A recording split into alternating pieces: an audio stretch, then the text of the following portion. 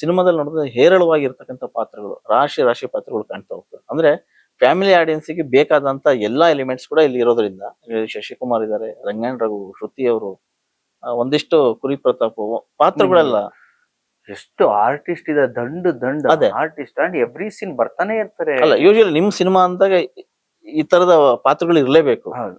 So ಅವೆಲ್ಲ ಹೆಂಗೆ connect ಆಗ್ತಾವ? ನೀವು ಫ್ಯಾಮಿಲಿ ಒಬ್ರು ಅನ್ಸ್ಬೇಕಲ್ಲ. ಹೌದು.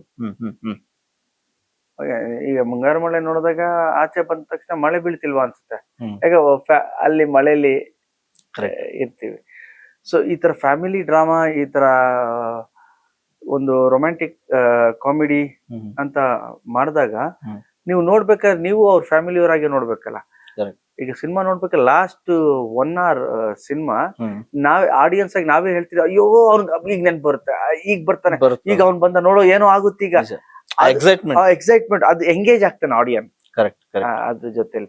ಸೊ ಇಡೀ ಸಿನಿಮಾ ಅಷ್ಟು ಕ್ಯಾರೆಕ್ಟರ್ಸ್ ಬರ್ತಾರೆ, ಸೀನ್ ಬೈ ಸೀನ್ ಅವ್ರು ಬರ್ತಾರೆ ಇವ್ರು ಬರ್ತಾರೆ ಅಂತ ಹೇಳ್ಬೇಕಾದ್ರೆ ಆಡಿಯನ್ಸ್ ಕೂಡ ಎಂಗೇಜ್ ಆಗ್ತಾ ಇರ್ತಾರೆ. ಕರೆಕ್ಟ್. ನೋಡಿ, ಈ ಸಿನಿಮಾದ ಬಗ್ಗೆ ಇನ್ನೊಂದಿಷ್ಟು ಮುಂದೆ ಹೋಗಿ ಹೇಳೋದಾದ್ರೆ, ಹುಬ್ಳಿನಲ್ಲಿ ಒಂದಿಷ್ಟು ಜನ ಅಂದ್ರೆ ಒಂದ್ 30-40 ಒಂದೇ ಕುಟುಂಬ, ಅಲ್ಲೆಲ್ಲ ಅವಿಭಕ್ತ ಕುಟುಂಬಗಳು. ಹೌದೌದು. ಉತ್ತರ ಕರ್ನಾಟಕದಲ್ಲಿ ಎಲ್ಲ ಹೋಗಿ ಟಿಕೆಟ್ ತಗೊಂಡು ಸಿನಿಮಾ ನೋಡಿದ್ರು. ಅದೆಲ್ಲ ವಾಟ್ಸಪ್ ಸ್ಟೇಟಸ್ ಅಲ್ಲಿ ಹರಿದಾಡ್ತಾ ಇದೆ. ಇನ್ನು ಬಳ್ಳಾರಿನಲ್ಲಿ ಥಿಯೇಟರ್ ಫುಲ್ ಆಗಿ ಜನಕ್ಕೆ ಏನೋ ನಾವು ಹೊರಗೆ ಹೋಗಲ್ಲ ಅನ್ನೋ ಕಾರಣಕ್ಕೆ ಮತ್ತೆ ಚೇರ್ ಹಾಕಿ ಕೂರಿಸಿದ್ದಾರೆ.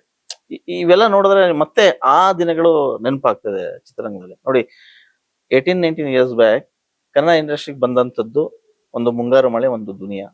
ಸೊ ಚಿತ್ರರಂಗದ ಅದನ್ನೇ ಬದಲಾಯಿಸ್ತಾ ಹೋಯ್ತು. ಸೊ ಅದ್ರ ನಂತರ ಒಂದಿಷ್ಟು ಸಿನಿಮಾಗಳು ಬಂದ್ವು. ಇತ್ತೀಚಿನ ಬೆಳವಣಿಗೆಗಳು ನೋಡ್ತಾ ಇದ್ರೆ ಕನ್ನಡ ಚಿತ್ರರಂಗ ಏನಾಯ್ತು, ಅದರ ಸ್ಥಿತಿಗತಿ ನೋಡ್ತಾ ಇದ್ರೆ ಇನ್ ಮುಗಿತೇನೋ, ಈ ವಾಟ್ ನೆಕ್ಸ್ಟ್ ಅನ್ನೋ ತರದ್ದು ಮಾತುಗಳು ಕೇಳಿ ಬರ್ತಾ ಇದ್ವಿ ಇಂಡಸ್ಟ್ರಿಯಲ್ಲಿ. ಸೊ ಒಳ್ಳೆ ಸಿನಿಮಾ, ಒಳ್ಳೆ ಕತೆ ಬಂದಾಗ ಖಂಡಿತ ಜನ ಕೈ ಬಿಡಲ್ಲ ಅನ್ನೋದು ಪ್ರೂವ್ ಆಗುತ್ತೆ. ಹೌದು, quality and content. Yes, content ಮುಖ್ಯವಾಗಿ ಬೇಕಾಗಿರೋದು. Content, quality. ಬಿಕಾಸ್ ಇವತ್ತು OTT ಇದೆ, ನಿಮ್ಗೆ ಮೊಬೈಲ್ ಅಲ್ಲೇ ಎಲ್ಲ ಸಿಗುತ್ತೆ. ಹೌದು. ಅವಾಗ ನಿಮ್ಗೆ ಥಿಯೇಟ್ರಿಕಲ್ ಒಂದು ಕ್ವಾಲಿಟಿ ಎಕ್ಸ್ಪೀರಿಯನ್ಸ್ ಕೂಡ ಕೊಡ್ಬೇಕಾಗುತ್ತೆ. ನಿಜ ನಿಜ. ಇವತ್ತು ಸುಮ್ನೆ ಮಾಡ್ಬಿಟ್ರೆ ಓಡಲ್ಲ, ಕ್ವಾಲಿಟಿ ಬೇಕು. ಕ್ವಾಲಿಟಿ ಬೇಕು. ಸಾಂಗ್ ನೀವು ಮೊಬೈಲ್ ಅಲ್ಲಿ ಎಷ್ಟೇ ನೋಡಿದ್ರೆ ಇಷ್ಟೇ ಪುಟ್ಟು ಗೊಂಬೆ ತರ ಕಾಣಿಸ್ತೀವಿ ಎಲ್ಲ. ಹೌದು ಹೌದು. ಸೂಪರ್ ಸ್ಟಾರ್ ಇರ್ಲಿ, ಹೊಸಬ್ರು ಇರ್ಲಿ, ಒಂದೇ ತರ ಕಾಣಿಸ್ತೀವಿ. ಯಾವತ್ತು ಥಿಯೇಟರ್ ಎಕ್ಸ್ಪೀರಿಯನ್ಸ್ ಬೇರೆ. ಬ್ಯೂಟಿಫುಲ್. ದ್ವಾಪರ ಇರ್ಬೋದು, ಚಿನ್ನಮ್ಮ ಇರ್ಬೋದು, ಥಿಯೇಟ್ರಿಕಲ್ ಎಕ್ಸ್ಪೀರಿಯನ್ಸ್. ಹೌದು. ಚಿನ್ನಮ್ಮ ಸಾಂಗ್, ಆಮೇಲೆ ನೋಡಿ, ಅದೇ ಎಲ್ರು ದ್ವಾಪರ ಬಗ್ಗೆ ಮಾತಾಡ್ತಾರೆ, ಅದ್ರಲ್ಲಿ ಇನ್ನೊಂದು ಚಿನ್ನಮ್ಮ ಸಾಂಗ್ ಬಗ್ಗೆ ಬಹಳಷ್ಟು ಜನ ಮಾತಾಡಲ್ಲ. ಈಗ ರಿಲೀಸ್ ಆದ್ಮೇಲೆ ಚಿನ್ನಮ್ಮ ಮಾತಾಡ್ತಾ ಇದಾರೆ ಎಲ್ಲಾರು. ಹೌದು. ರಿಲೀಸ್ ಆದ್ಮೇಲೆ ಆ ಕಾಸ್ಟ್ಯೂಮು, ಕೊರಿಯೋಗ್ರಫಿ, ಅದ್ರ ಬಗ್ಗೆ ಮಾತಾಡ್ತೀವಿ. ನಮ್ಗೆ ಆ ಚಿನ್ನಮ್ಮನ ಥಿಯೇಟರ್ ನೋಡ್ಬೇಕಾದ್ರೆ ಇಟ್ಸ್ ಬ್ಯೂಟಿಫುಲ್ ಎಕ್ಸ್ಪೀರಿಯನ್ಸ್. ಕರೆಕ್ಟ್.